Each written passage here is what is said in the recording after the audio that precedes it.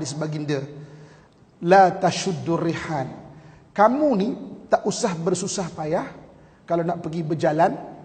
Kau nak usah payah ni kan, tak usahlah beri-ri nak usah payah, kecuali kepada 3 tempat. Yang pertama ke Masjidil Haram, yang keduanya ke Masjid Nabawi, dan yang ketiga ke Masjid Aqsa. Ini hadis Nabi ya. Kalau nak usah payah, tak perlu usah payah kecuali pada 3 tempat ini. Maksudnya perjalanan ke 3 tempat ini perjalanan yang disyariatkan. Maksud perjalanan disyariatkan, segala apa yang kita buat Allah tulis pahala.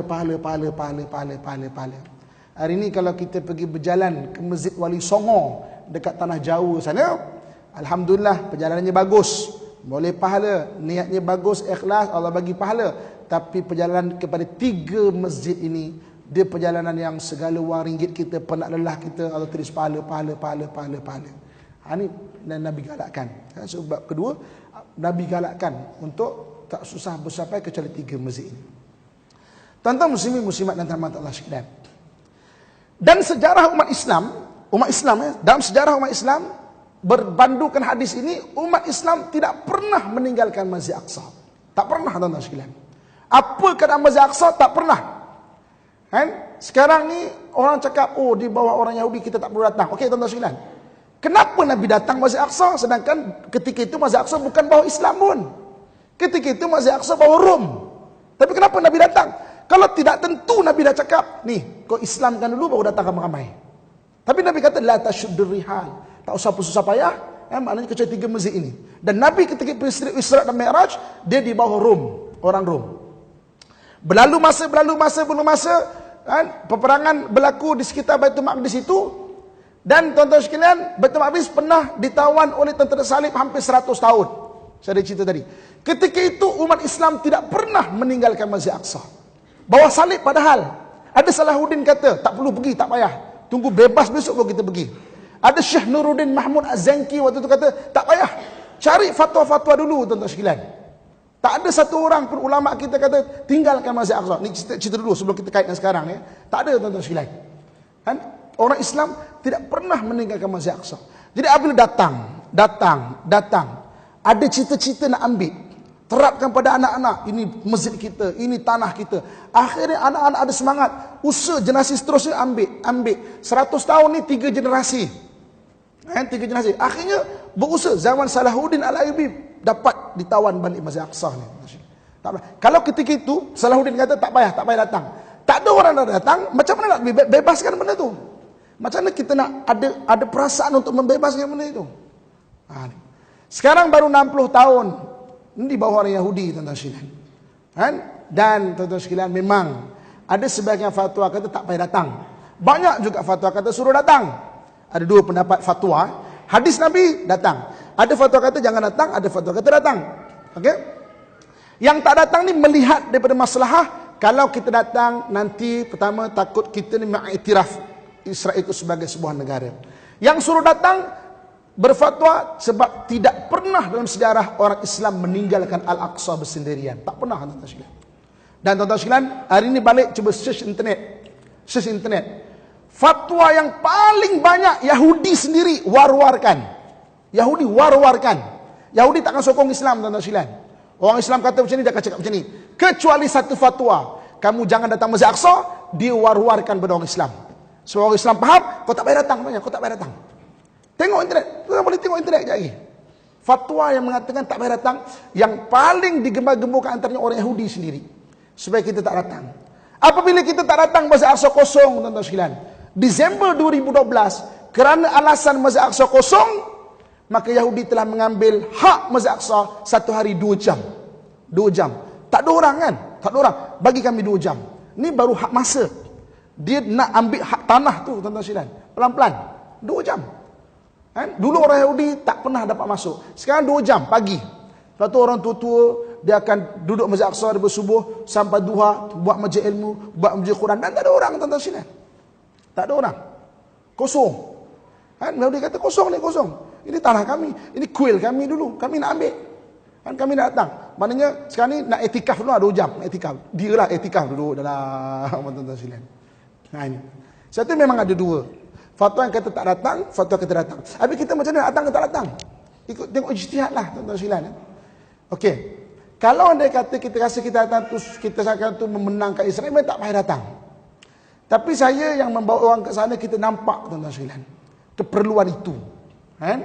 Dan kalau kita tengok baru-baru ni kan, dalam minggu lepas ada satu orang daripada yayasan mana, kebanyakan orang yang kata tak payah datang ni adalah orang yang di luar Palestin. Orang Palestin, yayasan Palestin dan sebagainya.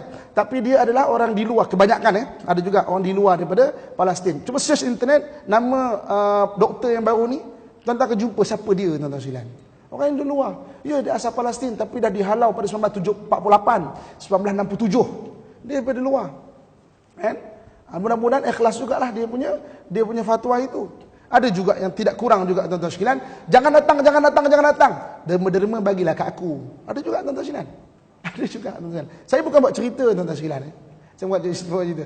Jangan datang. Haram kau datang sana apa semua. Tak apa, derma bagi kat aku. Aku orang Palestin. Untuk ni dan sebagainya. Muslimin dan muslimat rahmatullahi sekalian. So jadi bab kedua kita tengok kan.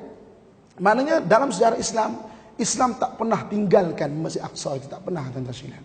Kan? Dan tuan-tuan muslimin muslimat dan rahmat Allah sekalian, orang Yahudi memang suka kita tak datang. Dia tak suka pun. Orang cakap kita datang sana membantu ekonomi Yahudi tuan-tuan sekalian kan. Biasa kita dengar macam tu kan. Cuba search internet. Apa yang menyumbang kepada ekonomi Yahudi? Ada tak tersenarai pelancongan? Tak ada tuan-tuan sekalian. Dia pun tak nak mengalukan kita datang. Dia pun tak nak tuan-tuan sekalian. Saya dah bawa orang 44 rombongan. Kalau betul membantu ekonomi Palestin, mestilah Yahudi tu ra'i saya. Oi, baguslah datang lagi. Saya pun dah kena ban datang sana tuan-tuan sekalian. Tak boleh masuk ni, Mamat ni tak boleh masuk ni. Kalau betul saya yang bawa orang ke sana, tentulah dia ra'i saya, tentulah dia jaga saya. Saya pun kena ban. Kan? Hari itu pertama kali saya tak boleh nak masuk. Kan? Tak boleh nak masuk. Tuan-tuan sekalian, kan? Dia punya maksudnya pemberi pemaklumat dan sebagainya berada seluruh dunia, hatta pada orang Melayu pada tuan-tuan sekalian. Kan? Kalau dia kata, wah, sudah tentu membangunkan ekonomi Israel dan sebagainya, tentu dia ada rakyat saya sebab saya bawa orang contohnya kan. Nanti saya cerita lagi. Kemudian saya kata tak boleh masuk. Berjam-jam, berhari-hari kena kurung kat sana. Saya pun katalah, muka baik macam ni pun apa, kau suspek teroris ya. Dia kata apa? Muka baiklah teroris. Kalau misalnya besar-besar tu gangster tau. Kata dia, oh iya ke? Baru aku tahu cara kau tengok orang macam mana. Kan kalau betul menyumbang ekonomi sana, cuba ceklah sekarang semua maklumat di tangan. Apa menyumbang ekonomi Israel? Teknologi tuan-tuan sekalian. Apa dia? Nih, diamond yang. Sebab Israel adalah negara yang punya teknologi terbaik dalam cutting dan polishing diamond. Diamond. Mudah-mudahan diamond kita yang di tangan isteri kita tu daripada India, mudah-mudahan mudah-mudahan kan. Maknanya kalau pakai diamond 60% diamond dunia ni dikuasai oleh sana. Yang main kualiti, dia punya teknologi yang hebat. Apa tuan-tuan sekalian? Banyak senjata api, babak senjata dan sebagainya. Teknologi. Mungkin depan saya ni ada pegawai keselamatan. Pegawai keselamatan mungkin tahu teknologi tentera di sana macam mana. Nah ni tuan-tuan sekalian. Pelancongan, mana ada pelancongan. Pelancongan tak menyumbang langsung. Dia pun tak nak kita datang sebenarnya. Tapi sebab memang dah ada perjanjian dia dengan PBB dan sebagainya, kenalah bagi. Itu pun sekali datang, ni kau tak boleh masuk, ni kau tak boleh masuk, kau tak boleh masuk. Sebagai syarat saja. Setahun, orang Islam hanya 30,000 orang datang. Setahun. Orang Kristian lebih 3 juta, tuan-tuan sekalian. Hati saya terhiris melihat orang Islam di sana terpaksa menjual salib-salib, patung Mary, patung Jesus dan sebagainya. Terhiris saya. Saya tanya Tuhan, kenapa jual barang-barang ini? Dia kata kami terpaksa. Ada fatwa khas kami di sini. Sebab orang Islam tak nak datang. Kalau kami tak jual barang ini, nanti orang, maknanya kita tak mampu bayar sewa, bayar cukai sebagainya, Yahudi akan ambil kedai kita. Terhiris orang Islam kita. Habis macam mana boleh ke ni? Kau jual barang-barang agama-agama lain ni. Saya ada fatwa khas di sini. Untuk kami saja. Untuk kau kat Malaysia jangan. Kat Malaysia kau jangan dah jual barang macam tu. Kan? Tapi kami di sini terpaksa tuan-tuan. Sebab orang Islam tak ada datang pun. Dia tak mengalu-alukan pun. Kan? Kalau sekali saya datang tu orang daripada India. Kalau pakai kopiah ni tuan-tuan sekalian, memang dia tinggalkan 5 jam ke 8 jam lah kat sana. Katu-katu kat border tu. Kan? Jadi sebenarnya kalau sebut pasal dia menyumbang kepada ekonomi Yahudi ke sebagainya, Yahudi tidak mengalu-alukan pelancongan pun sebenarnya. Kan? Cuba tengok balik. Tapi dia terpaksa buat. Dan kita datang sebenarnya membantu rakyat Palestin itu.